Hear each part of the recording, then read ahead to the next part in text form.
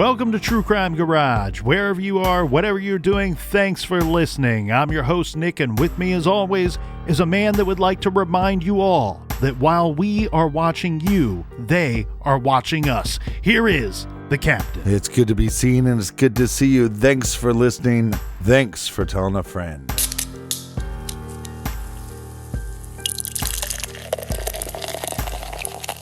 This week we are very happy to be featuring Daycation by one of the very best in the beer making business, Highland Brewing in beautiful Asheville, North Carolina.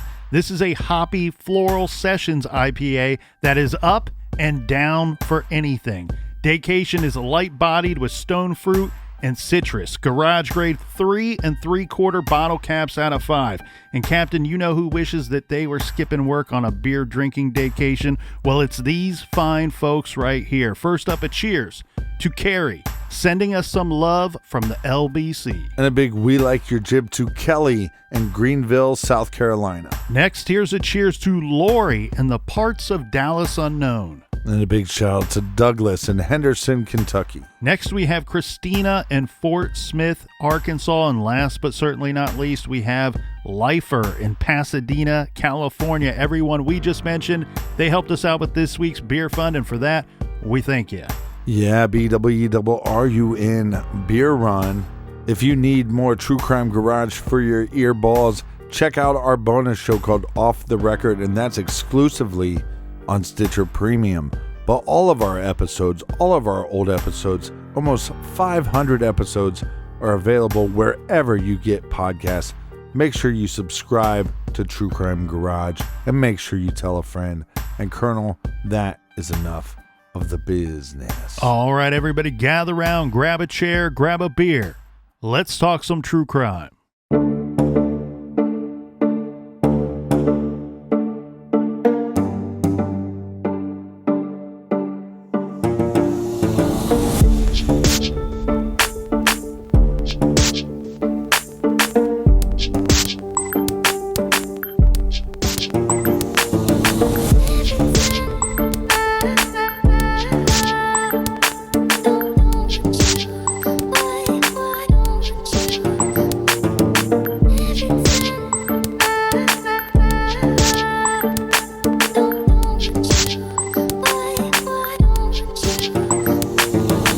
Thursday, December 26th, the day after Christmas, 1985.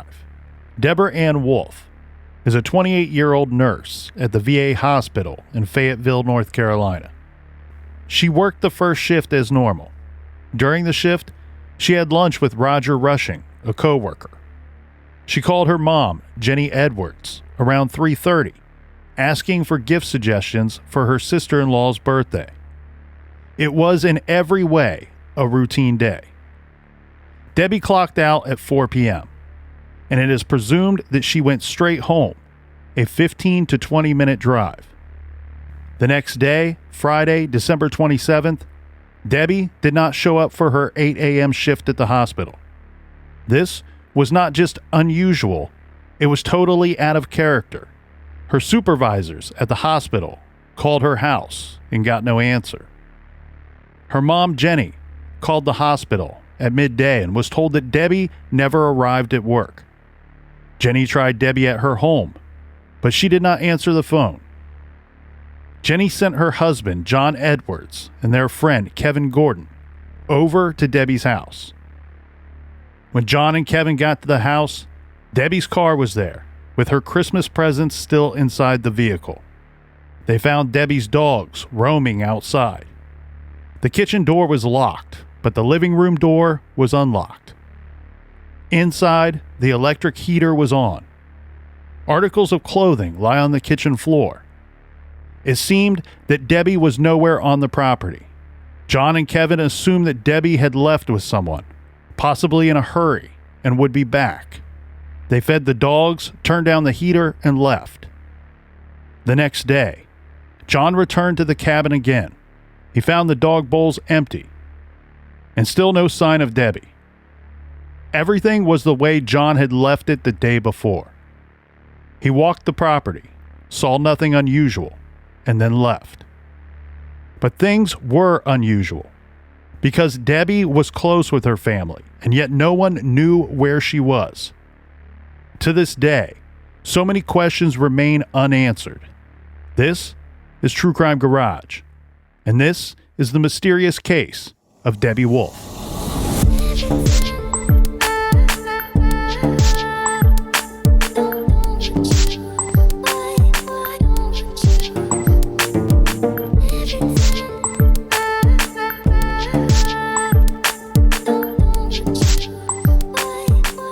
Today we are going back to just after Christmas, 1985, near Fayetteville, a well-populated all-American city in the beautiful state of North Carolina.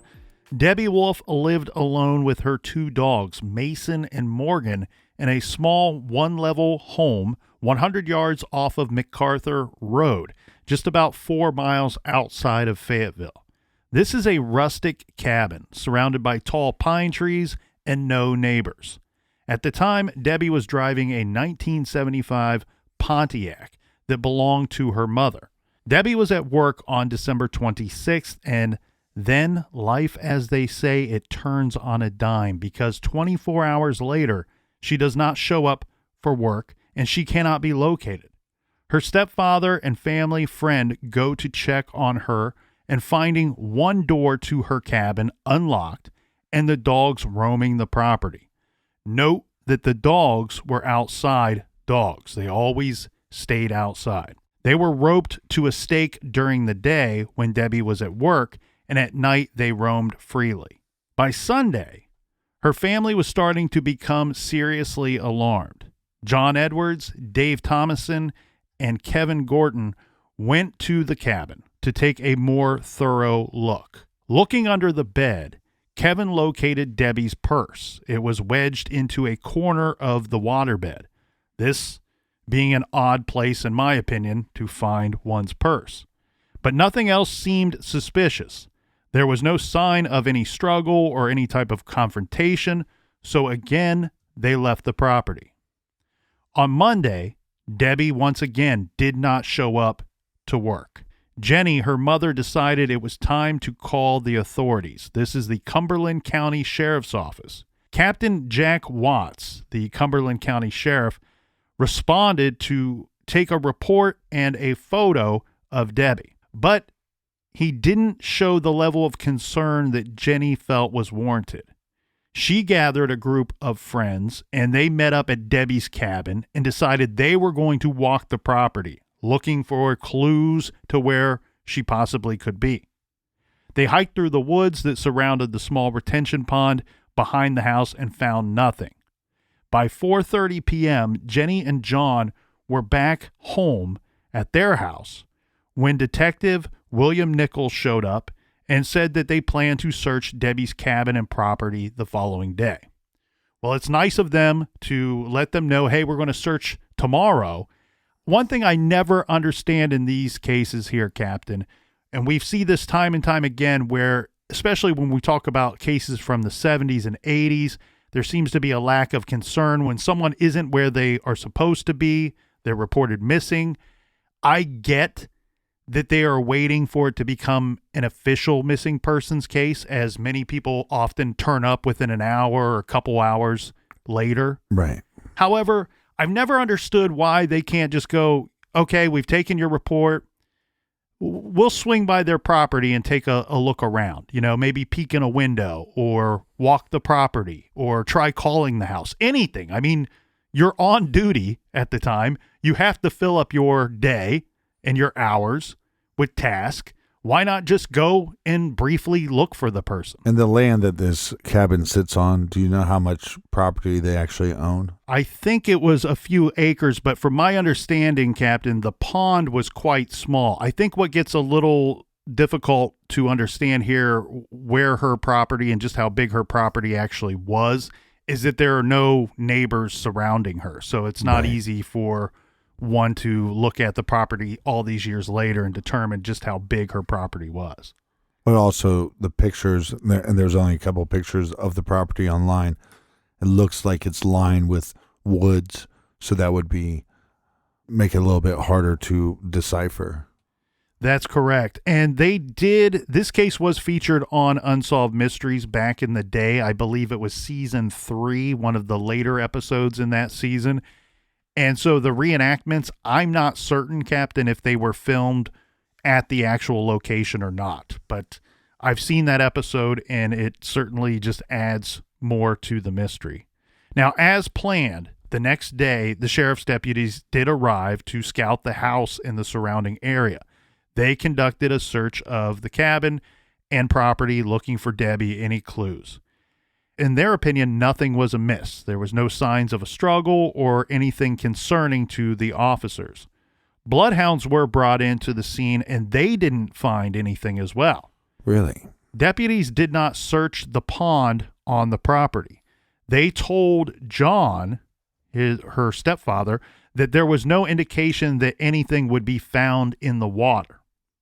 Now, Jenny was so concerned about Debbie and at such a loss to explain her disappearance that she asked Kevin, this is a family friend, to help. And Kevin called his buddy, this is Sergeant Gordon Childress, who was an Army paratrooper stationed at nearby Fort Bragg. Anybody that's listened to this show for a while remembers us talking about Fort Bragg in the past. Childress was a scuba diver, and so he agreed to assist in the search for Debbie by diving into this retention pond behind her home. So he arrives at the cabin. This is 12:30 p.m. on Wednesday. And after helping search the area, he gets on his scuba gear and he enters the water around 3 p.m.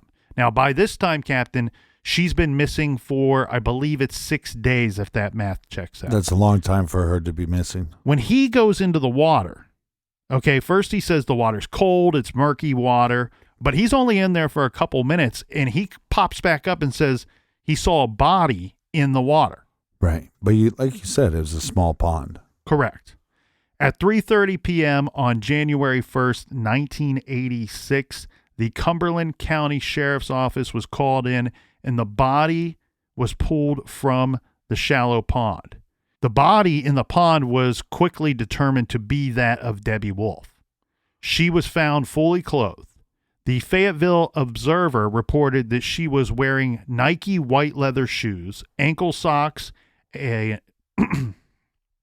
and red knee socks, a black t-shirt, a brown checkered shirt, brown corduroy pants, blue underwear, and a new regulation Army field jacket. The autopsy was performed by Dr. William Oliver, and it determined that she had drowned in the pond. This was based on a small amount of water found in one of her bronchial tubes. According to the sheriff's office spokesperson, no marks or other signs of struggle or violence were found on Debbie's body. There was no foul play, the autopsy ruled. The Fayetteville Gazette reported that there were some bruising, but nothing to definitively prove she either had or had not been assaulted. Right. And there was no evidence of sexual assault. A toxicology report found no drugs or alcohol in Debbie's system. And although no one was sure when Debbie had died, the date of death was fixed at December 26, 1985. Now, do we know how deep this pond gets? Yes, I've heard Jenny Edwards describe the pond. She describes it as a small but not too small pond. Her definition of this pond's a little confusing. It's small but not too small. It's not deep, but it's deep in spots. I have one report that states that the deepest spot is believed to be about 5.5 feet. So it's possible we have Debbie on her property by herself. It doesn't make a lot of sense why she'd go into the pond with her clothes on and a jacket on and shoes on. In December. But it's possible that she went in for some reason and had an accident and she died in the pond and she drowned. One thing we're going to find in this case, Captain, is the lack of information. I'm saying lack of information because I'm hoping that they being the sheriff's department, did some more work on the case than what is publicly available. Now, one thing we've seen in other cases involving water, one thing that they're quick to do, and Mind you, they did this in the West Memphis 3 investigation, which we saw how botched that thing was. But one thing that they did, at least did in that investigation, is you take the temperature of the water, okay? When you find a body in or out of water, you're going to take the temperature of the body. But when you find a body in the water, you want to know the temperature of the water as well, because that will contribute to the state of the body as you find it. I also want to point out something here as well, Captain, with the date of death. We need to be clear here. There was no determination absolutely when this young woman died. They put the date of death on the death certificate as December 26th. In most states, the ruling is that it can be up to the family. You can put the date of death when it's undetermined as when the person went missing or when they were found. So that, often becomes up to the family. Right. I don't know if they were asked in this particular case, but that's the date that they gave it. This makes me think of the Delphi case, where if you look at the date of death, they give one date to one of the victims and the next day as the date to the other victim. And a lot of people point out that means, they know something. They know one girl was killed on this day and the other girl was killed on the following day. Right. That's not true. It's just the date that was chosen by the families. A 1988 article, we're going to jump ahead here a year or two and then jump back. But a 1988 article in the Fayetteville Observer archives that has been largely ignored in this case, probably because it's behind a paywall and it doesn't come up in any internet searches, contains some, what I believe to be crucial information. And it says the death certificate filed on February 24th, 1986, lists the cause of death as pending and the determination of the death as a murder, suicide, undetermined, or natural causes also pending. A supplemental report lists the cause of death as drowning. Undetermined is typed in the blank where the medical examiner is required to state whether the date was due to accident, suicide, or homicide. So what do all those words mean? What that means is when they first did the autopsy, it was pending. The determination of death was pending, whether it was a murder, suicide, undetermined, or natural causes. It was later changed to say drowning, but the drowning was listed as undetermined, meaning she died by drowning, but could not determine if it was due to an accident, a suicide, or a homicide. Yeah, because we don't, like you said, we have some bruising, but we don't have any puncture wounds. We don't have clear-cut indication that she was strangled. Do we have a clear-cut distance between the cabin and this pond? From my understanding, it's fairly close to the back of the cabin. Mm-hmm. The thing here that I'm pointing out with the death certificate, with the autopsy, is that there's no way, given what it states on the report, that the sheriff's office can then say, well, we did what we could. There's no homicide to investigate here because it was ruled an accident. It was ruled a drowning, but never determined why the drowning happened. That article goes on to say that Dr. William Oliver conducted an autopsy, and after lengthy delay, mind you, the last time this woman was seen was on the 26th of December. The death certificate was filed on February 24th, almost 2 full months later. Doctors stated that the body had undergone changes characteristic of cold water drowning, or immersion syndrome, in which death is believed to occur from cardiac arrest. He said he found no evidence of beating, stabbing, shooting, or strangulation on the body. Now, this is interesting because this is something we've not discussed here in the garage before, but from what I've been told, immersion syndrome is a phenomenon in which sudden cardiac arrest is brought on by immersion into icy cold water.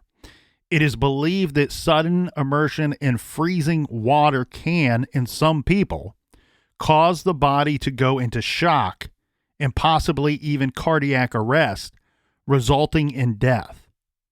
Cumberland County Sheriff's detectives ruled Debbie's cause of death accidental by drowning. So that was the determination by the sheriff's office. So who was our victim? Well, Debbie Wolfe, she was born in June of 1957 in Arkansas. She had 3 brothers, Pete, Joseph, and John. The family moved to North Carolina after reportedly living in England for some time. Debbie's mom, Jenny, remarried John Edwards, and Jenny owned a local bar in Fayetteville called The Pub. Debbie had been a nurse for about 2 years at the time of her death. She loved her job, and she was known to be dependable, responsible, and dedicated. She was also a jokester with a wicked sense of humor. She sent her mom a male stripper for her 50th birthday and an inflatable novelty doll for Christmas just the day before she was last seen. On the day after Christmas, she went to work at the hospital toting a giant stuffed unicorn that she received as a gift. She was known as a happy person and had no known enemies. Debbie also had a serious boyfriend. Now, one report we read said that they had recently decided to step up their relationship. By all accounts, Debbie was a happy person in a good place in her life at the time that she went missing and then later was found dead in the pond. Are they saying that they're more than boyfriend and girlfriend, that she might have been this individual's fiance? I don't know if they were that far, but that's, from what I found, it was getting pretty serious. Now, Debbie was found at the bottom of the pond behind her house. Captain, you asked just how far it was. The pond, from my notes, was about 100 yards from her cabin. But several publications, including the Asheville Citizen-Times, reported that Gordon Childress, who dove into the pond in his scuba gear to find Debbie, said that he saw through the murky and brackish water what looked like a body, fully clothed, protruding from a rusted metal barrel sitting at the bottom of the pond. So he's the one that finds Debbie initially in the pond. He says that when he found her, she is inside of this barrel and she's in there like head first. So he could only see like a foot or maybe both feet sticking out of this barrel. Right. He went into the pond and he said without touching anything or disturbing anything. He finds the body. The sheriff's office, their deputies arrive on the scene. They're going to put their own divers into the pond to recover the body, but Childress is going to assist them in this process. So he, along with 2 officers, recovered the body and brought it back to the bank. I'm guessing at this point, rigor mortis has already set in on the body? Yes, that would be correct. Again, we don't have a time or date of the actual death itself. Now, according to a Fayetteville Observer's 1988 article, one of the divers for the sheriff's office, this is Don Smith, and I'm going to do a direct quote here. Quote, told reporters he also had seen the barrel, and Smith was filmed by a television cameraman as saying to Major Charles Smith of the barrel, Major, I saw that sucker right out there. He pointed to the spot where the body was found, end quote. And here's a report from the day after the body was found that said, this was from the Wilson Daily Times, January 2nd. Quote, Cumberland County authorities are waiting for autopsy results on 28-year-old Deborah Wolfe, whose body was found in a barrel in a pond near her cabin on New Year's Day. A sheriff's spokesman says, Miss Wolfe, a registered nurse at the Veterans Administration Hospital, lived alone in a log cabin near the pond. Harold Little, spokesman for the Cumberland County Sheriff's Department, said today, quote, I'm reasonably positive it will be investigated as a murder, but we're awaiting the results of the autopsy, Little said, adding there was no official indication of how she died. The woman's fully clothed body was found in a submerged barrel, Little said, but he wouldn't comment on reports that footprints had been found leading into the water. Miss Wolfe's body was discovered by a friend who saw the footprints at the pond, put on scuba gear, and found the barrel, according to a news report. But Little said he had no comment on the report. But now that we have two officers saying that her body was found in this barrel in this pond behind her house, any idea of an accidental death or suicide, not buying it no more. This barrel being put into place in the crime scene, this is a direct indication of foul play.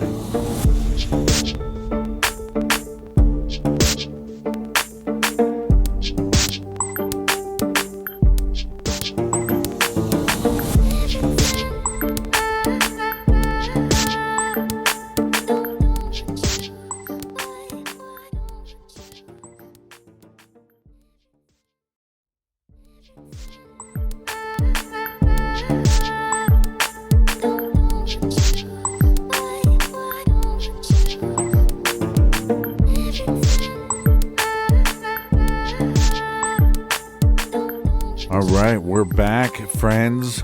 Cheers to all of you. Cheers, Captain.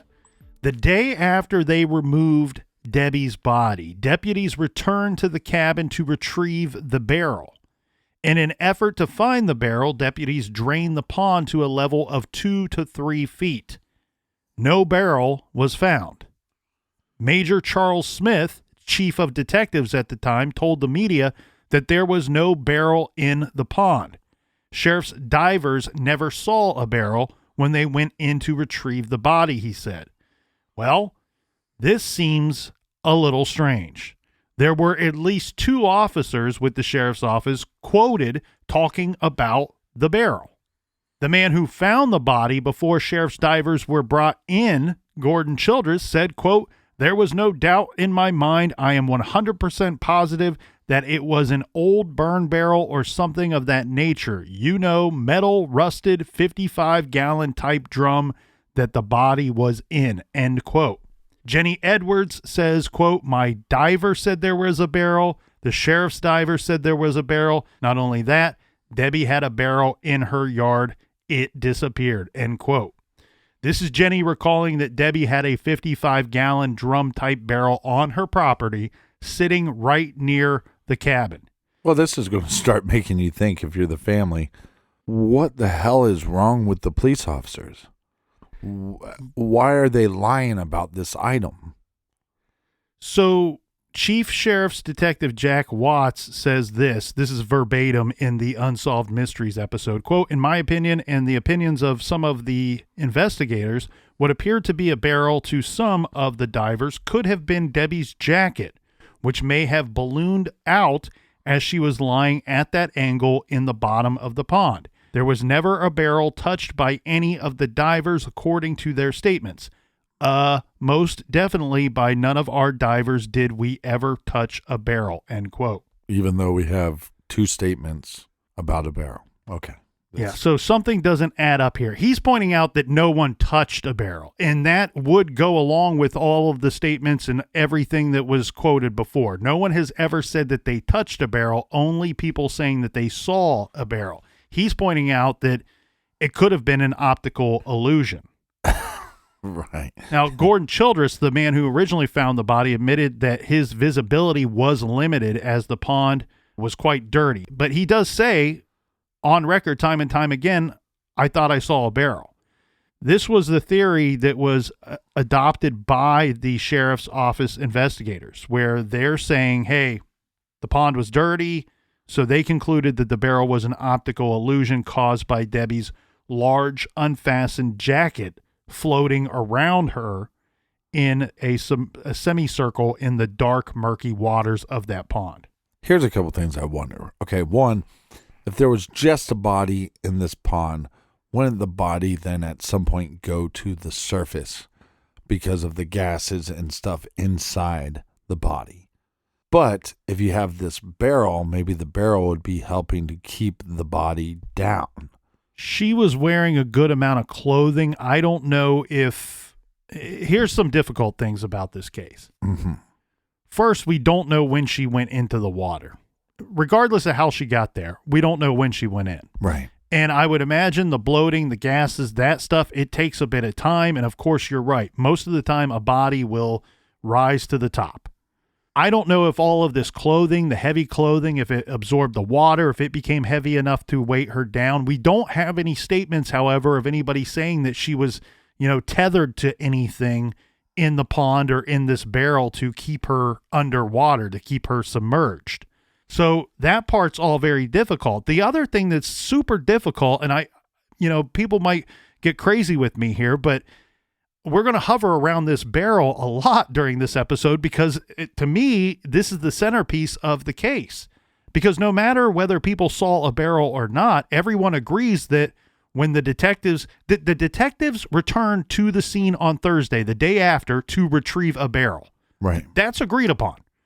When they get there, there is no barrel to be found anywhere. That's also agreed upon. Now you wonder, is there somebody at the scene that's responsible for this murder that believes that this barrel is a vital piece of evidence and takes the barrel? Why they wouldn't take it the first day doesn't make any sense to me.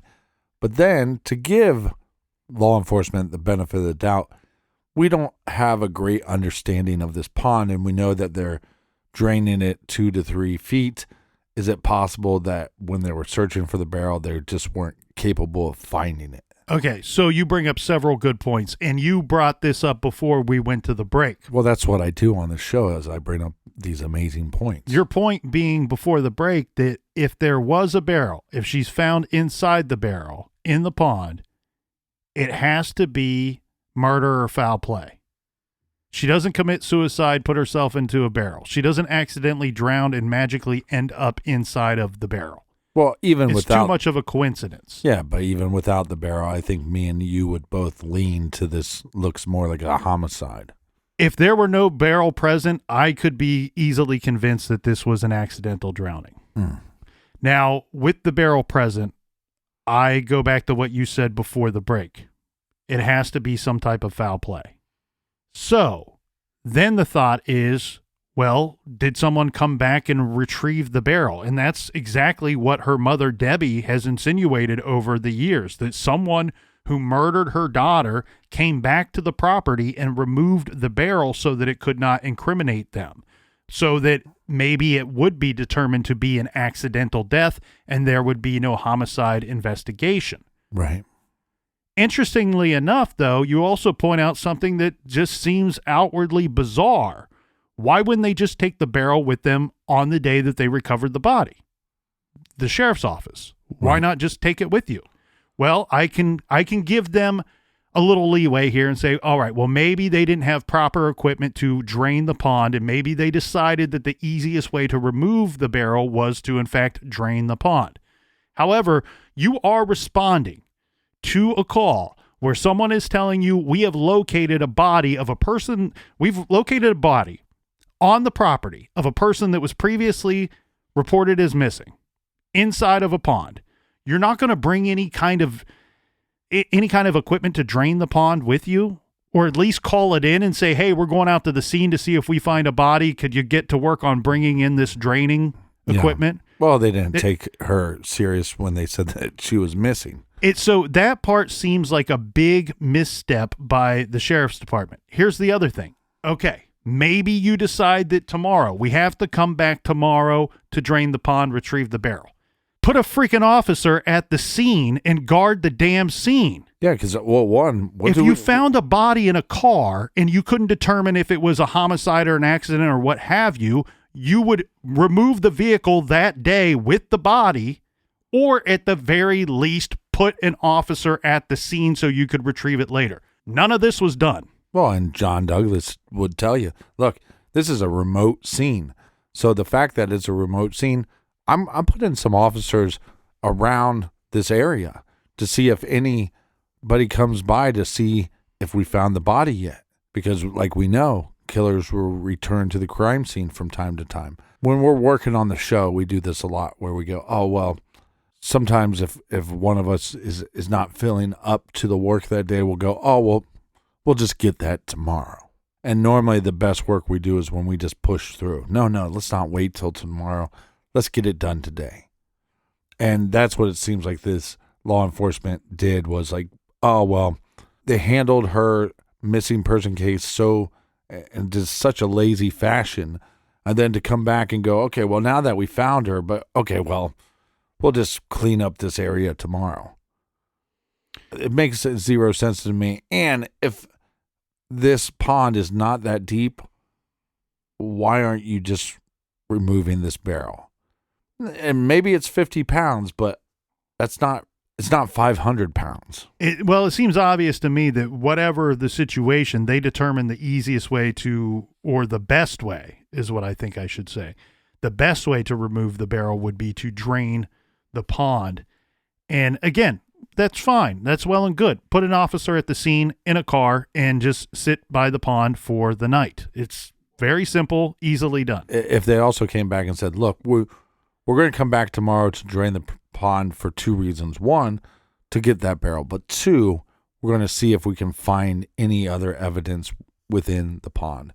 And that would make a lot more sense to me. But it doesn't even seem like they were looking for other instruments that could have been used in the death of Debbie. Per the investigation, investigators were not able to locate anyone who saw Debbie after she left work on the 26th. So this helped them to fix her date of death on that particular day, since she failed to show up for work the next morning.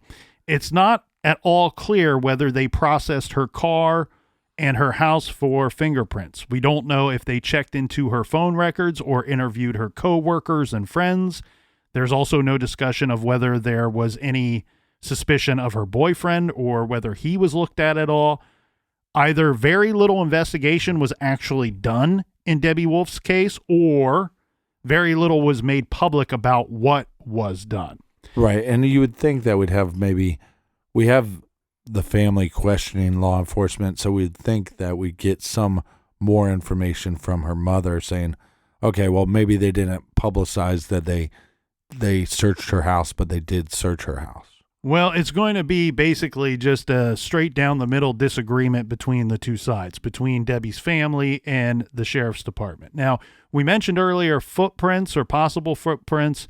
Gordon Childress said he saw 2 sets of footprints on the bottom of the pond. He says they led to the direction of the body. Keep in mind, though, he's also said that the pond was very dirty. It was very, murky water, dirty water. He had a hard time seeing. Now, bear in mind that this pond is about 5.5 feet deep at its deepest point. So this is where you go, all right, someone could walk into the pond and reach the spot where Debbie was found. So she could have easily been placed there.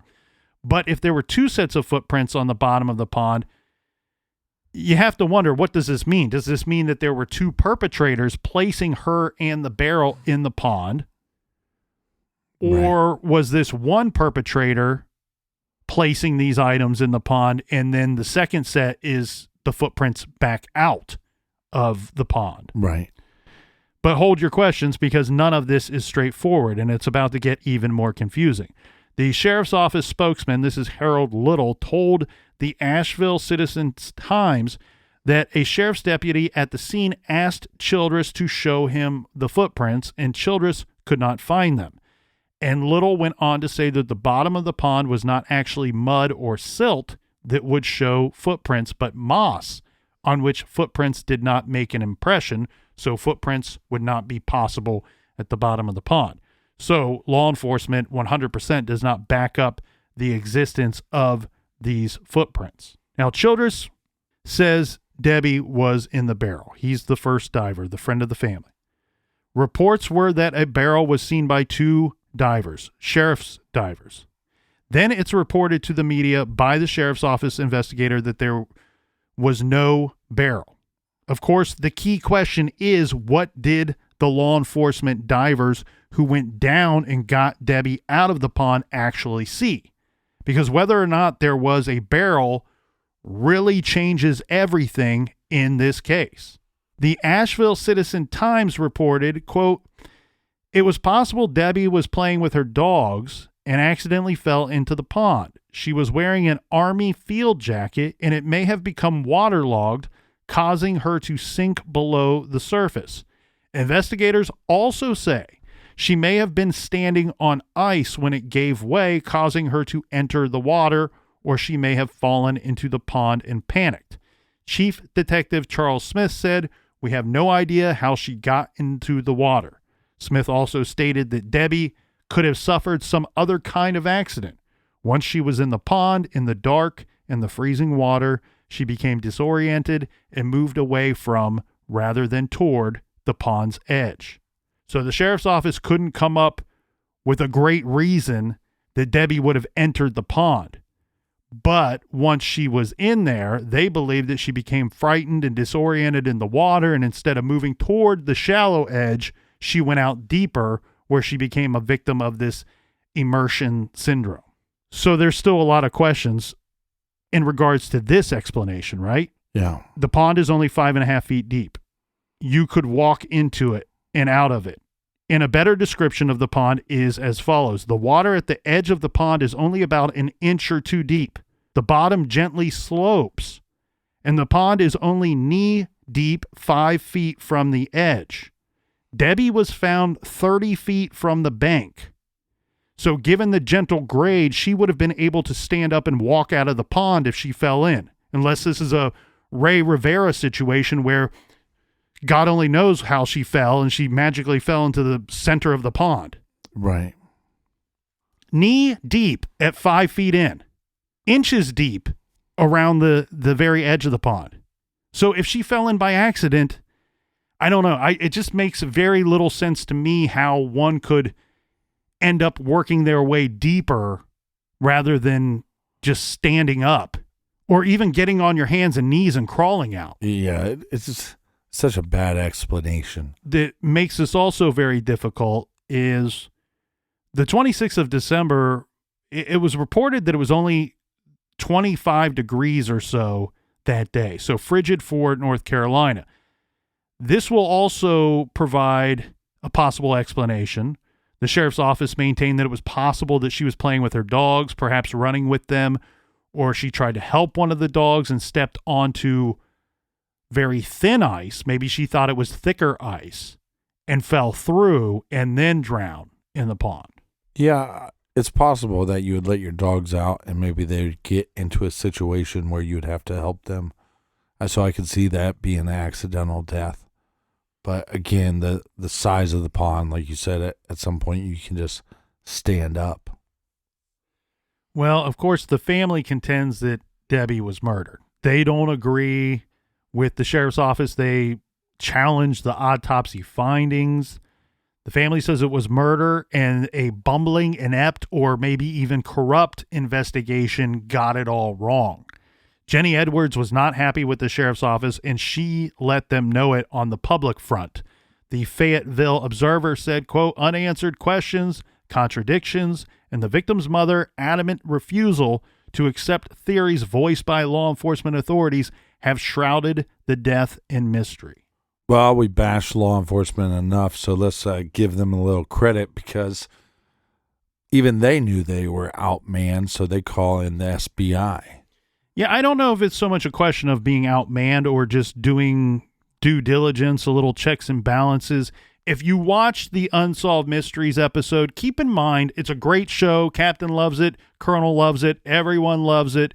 It's a shame we're not hosting the show on Netflix. However, yeah, it's actually pathetic that we're not the co-host. That's still one of the great unsolved mysteries of our lifetimes. Maybe next season. However, keep in mind when you watch that show, specifically the ones from the 80s and 90s, when you view a case, for the most part, you're getting the 9 or 10 minute version of a case. That's why you step into the garage to get the rest of the story. Something that was not covered in the Unsolved Mysteries episode was the sheriff calling in the SBI.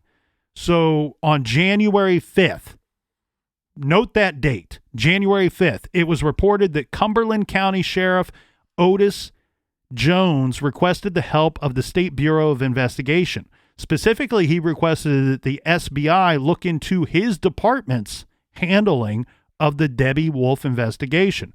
This is extremely unconventional, especially given that the investigation was only days old at this point. Sheriff spokesman Harold Little said the department was bringing in the SBI assistance. The Fayetteville Observer reported that SBI agent Marshall Evans was given the case review assignment. He talked to county detectives, family members, and others. He visited the scene several times, and although Evans wasn't able to determine exactly what happened to Debbie, he told the Observer that he does not believe that the death was murder. Interesting find there by SBI, but I go back to her personal life. Do we have any indication that there's violence in any relationship that she had, or do we know of any questionable suspect that lives in that area that would know that she was out there living alone? So that's an interesting point there, Captain. As far as her relationship goes with her boyfriend, serious boyfriend, whatever label you want to put on it, there seems to be zero suspicion by the family, friends, the sheriff's office, and the media regarding the boyfriend.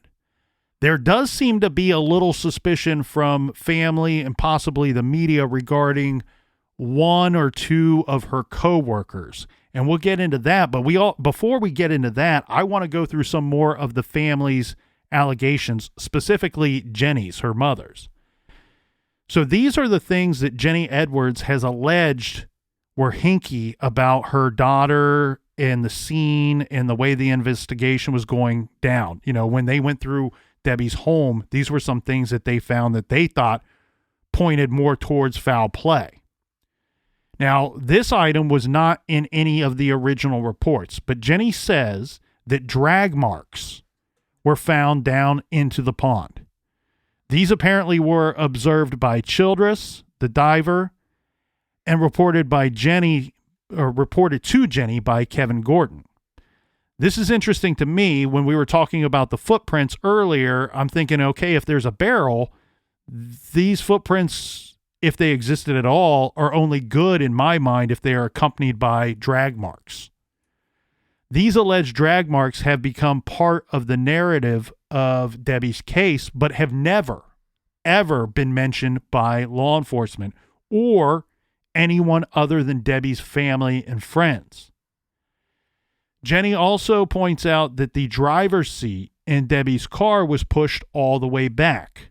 Debbie was only 5'3" tall, so she would sit with the seat pulled forward to drive.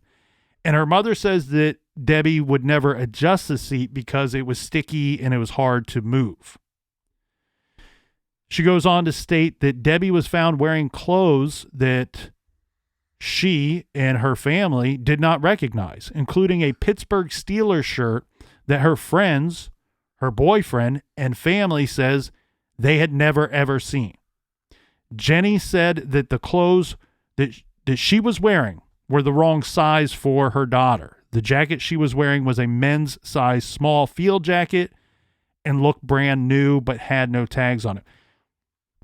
This field jacket is a weird thing because Debbie's boyfriend, former Army Criminal Investigation Division agent Steve McDonald, said he did not give this jacket to Debbie and he had never seen it before. And he goes on to say that he is positive he would know if anyone else had given the jacket to Debbie.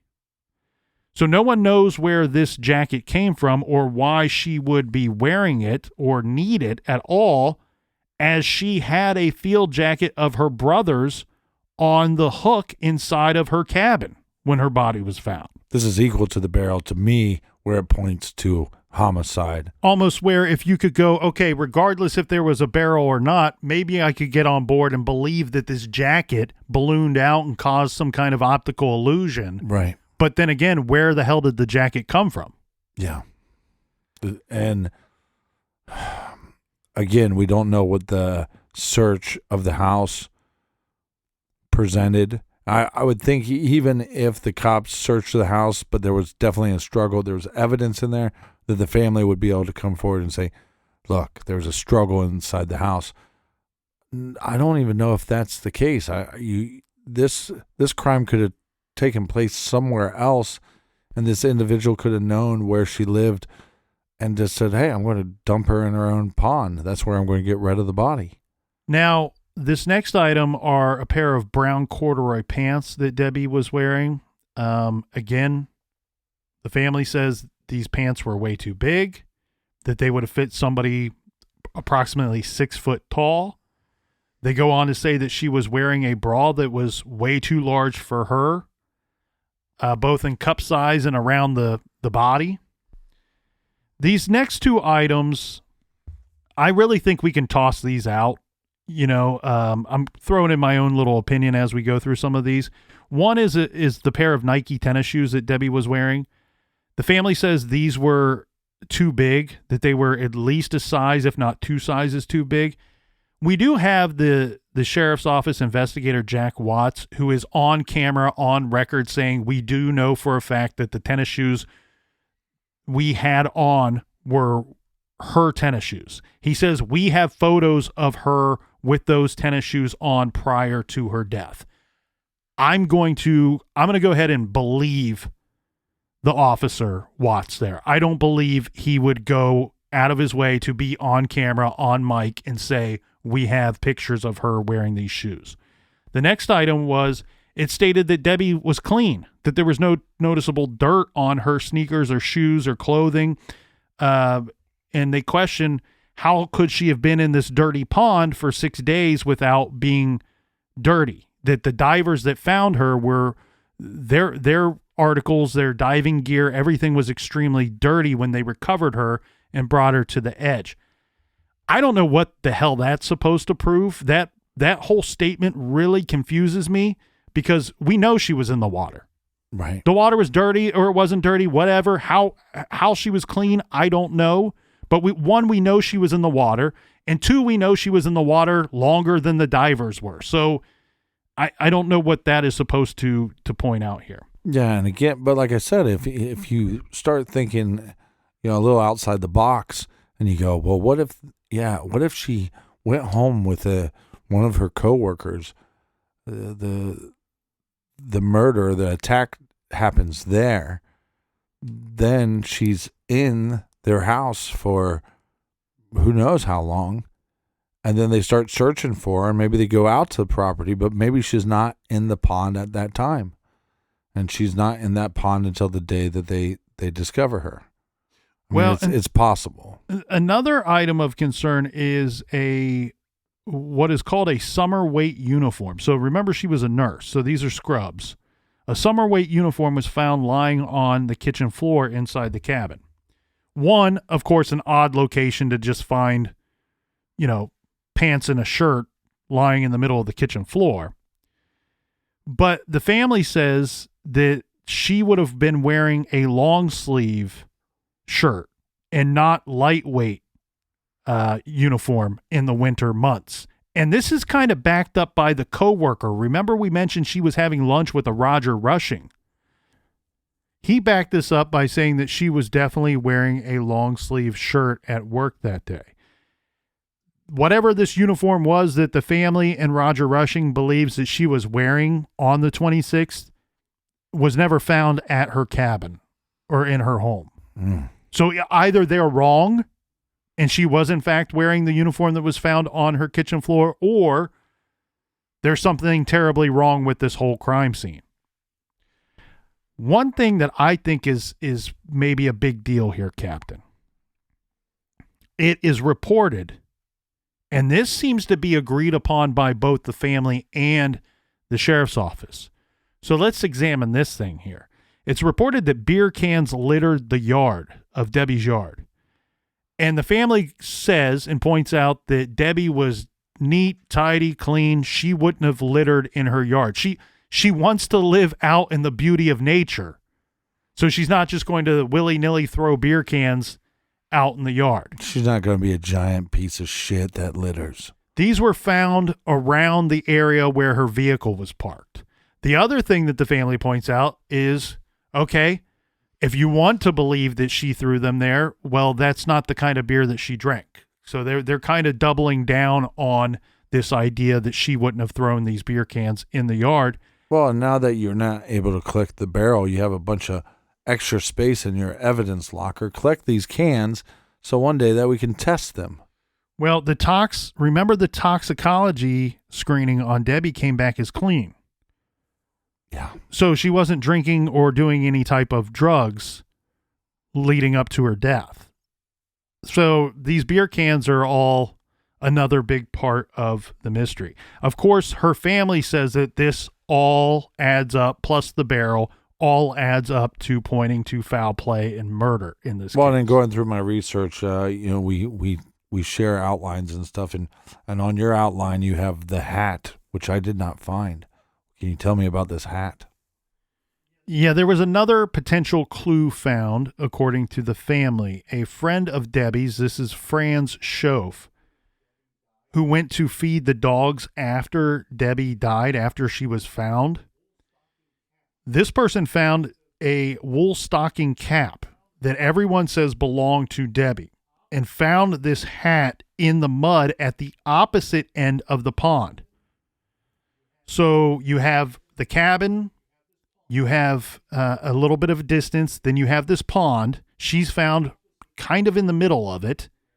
On the opposite side of the pond is where this hat was located. So I don't know what this could possibly point to. We don't know how or where she got into the water from, but I think at least this begs the question, how thorough was the pond and the property searched if this hat was still lying there more than a week after Debbie was located?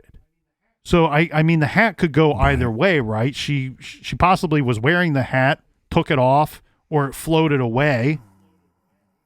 Or it fell off when they were taking her body to the water. Exactly. But again, to me, it just brings up the idea that it wasn't an extremely thorough search of the property, or when things were found, they weren't noted or taken in as evidence. Again, we don't know the exact size of the pond, but if you're able to drain it a few feet, you think that we're at least having officers walk around the pond to see if we find any more evidence.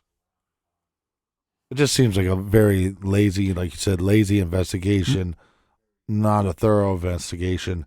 And I almost think they only called in CBI just to kind of save their hide. It's possible, but I'm still going to give them credit for doing so. I think that, look, I've reviewed a lot of people who have posted comments online on other people's message boards regarding this case, and a lot of people seem to believe that maybe in some cases I can believe it, but I can't believe it here.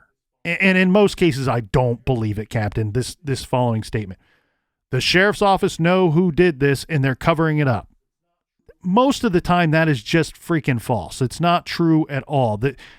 We're collectively as a department, we're all going to put our asses on the line because somebody we know killed somebody. Bogus. The other thing, too, is we have the coroner's report. The autopsy states it was a drowning. Cause of drowning, undetermined. So the coroner's corrupt, too? Knows who did it and is choosing to cover it up? They brought in the State Investigative Bureau to double-check their work when they were covering up for a friend of the department's? That doesn't make any sense. If you think that the sheriff's office got it wrong, it's just because they got it wrong, not because they are covering for a buddy of the department. And again, one of the reasons why I think they could call in CBI is there's somebody that they knew that used to work in the department. So we're going to call this guy in. He's going to act like he's double checking us, but he's really going to be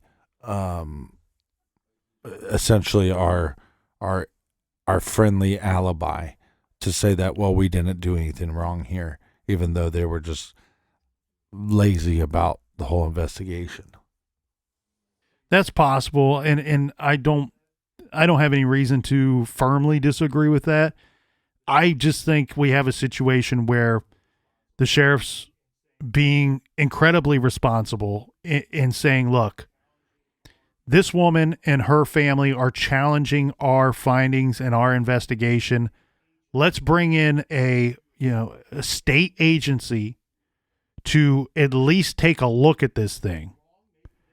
And If we're wrong, maybe they can find something we didn't find.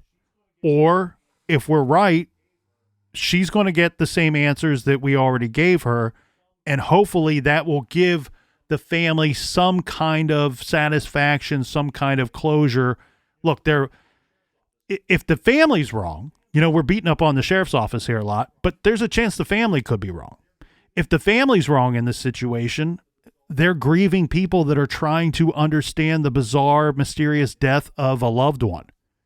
It's a very difficult thing to process.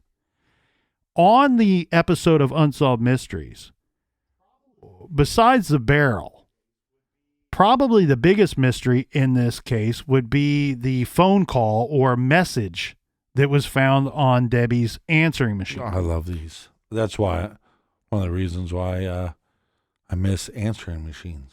So Jenny later told this story to the Fayetteville Examiner. It says, when John and Kevin went over to Debbie's to look for her, they noticed that there was a message blinking on her machine. For those that have never experienced the wonder of an answering machine, that's how you knew you had a message. When you came home, the little light would be blinking and you go, oh boy, somebody called me. And you'd hit the button and it would play the message. Jenny says that, quote, what they heard was a stranger's voice on the tape. The two then really became concerned. The message had been left earlier that day. The voice was a man calling from the Veterans Hospital, this would be where Debbie worked, to see how Debbie was doing. The man's message indicated that Debbie had missed many days of work. This struck Jenny Edwards as odd because she knew this was not true. At the time of the message was left, Debbie had not missed days of work, only a few hours at best. All right, let's dissect this a little bit here. Because, one, could the meaning of the message be misconstrued by these two individuals?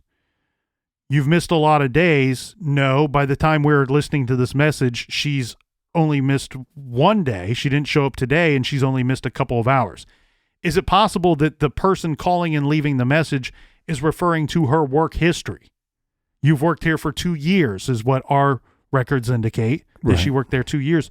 Did she miss several days over the course of those 2 years? In some work environments, that's not acceptable. Right. The other thing... In the garage, it's not acceptable. Right. The other thing that we need to keep in mind, they did a great job on Unsolved Mysteries of reenacting the message on the answering machine, but that's not like an actual recording that they're playing. From my understanding, the only two people who have ever heard this message was those two men on that day, John and Kevin, who went to look for Debbie. They played the message, erased the message. So I'm not saying that they didn't hear the message.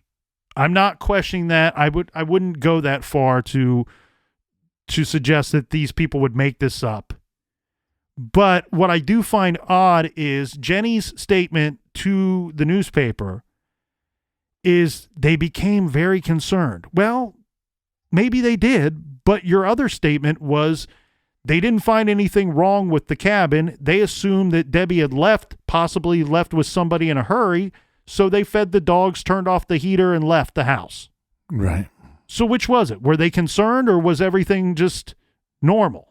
I think the tough thing here is the location of the cabin. I mean, there's not a lot of neighbors, so we don't have a lot of eyewitnesses that saw her coming into the property with somebody following her, or maybe that she was at the property with a different vehicle, meaning that she was there with somebody else. But we have clear-cut eyewitness accounts saying that she was at work, and then we obviously have her punching out of work for that day. So it's very difficult. It is very difficult. I can say this regarding the voicemail or the answering machine message, that it looks like law enforcement was able to determine who, in fact, left the message and did question this individual. According to Jenny, this individual did work with Debbie. The family believes that he was one of two men that were interested in Debbie, that was trying to pursue some kind of relationship with Debbie, refused their advances as this guy was looked at. Jenny says that he did not want to take a polygraph test. But the sheriff's office also say, we talked to everyone that the family asked us to interview. And we couldn't find anything in the course of those interviews that would lead us to believe anything other than it was an accidental drowning. We couldn't find anything at the scene that led us to believe anything other than an accidental drowning. Yeah, but they're staying in that and also omitting any signs of footprints, drag marks, or a barrel. If any of that existed, again, it's very confusing because you have one group, one camp saying we have these pieces of evidence and the other camp saying none of that stuff ever existed. The tricky thing, though, is I go back to the beginning of this case. You have two officers on record talking about a barrel. You have the department who decides we're going to come back tomorrow and collect a barrel.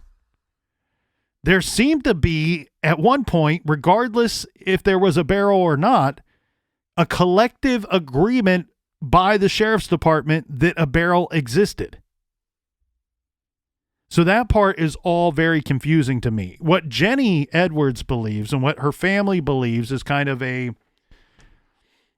theory as to what possibly happened is that somehow Debbie was taken from her property, held captive for hours, probably days, and killed in a manner that didn't leave much in the way of detection. Probably, my guess would be smothered, and then placed into the barrel and dragged into the pond, placed in the pond.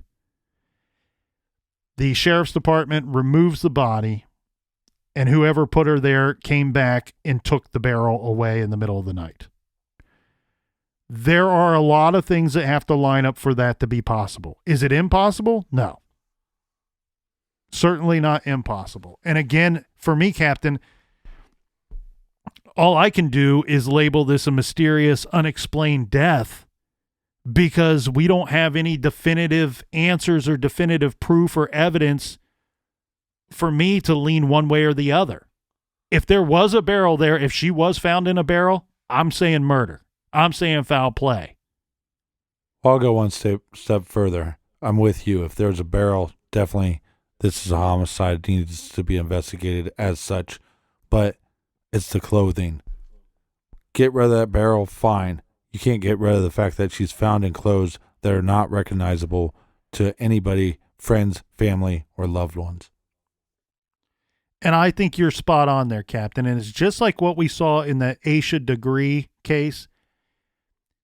If you cannot find a reasonable explanation why she had a photo of an unknown, unidentified girl in her possession, then you cannot explain why she disappeared or why she left her home that night. This is the same thing. If there's a barrel, that barrel must be explained. There must be a reason why that barrel exists and how she ended up in it. The other thing, you're right. Take it a step further. Where did this clothing come from? She didn't just drive home on the 26th and go out and buy a bunch of clothes that are way too big for her that she didn't need, put them on and fall into the middle of a pond and drown. So it's all very difficult. I think that the family is right to keep pursuing this. I think the sheriff's office was right to call in another agency, a state agency, to take a look at it. It's just a shame that here we are all these years later with a very uncomfortable, uneasy feeling of we don't have any real answers. We don't have a great understanding for what happened to this young woman with a promising future. I think as the Fayetteville Observer pointed out, I think they nailed it when they said there are many questions in this case for which law enforcement officers admit they do not have the answers.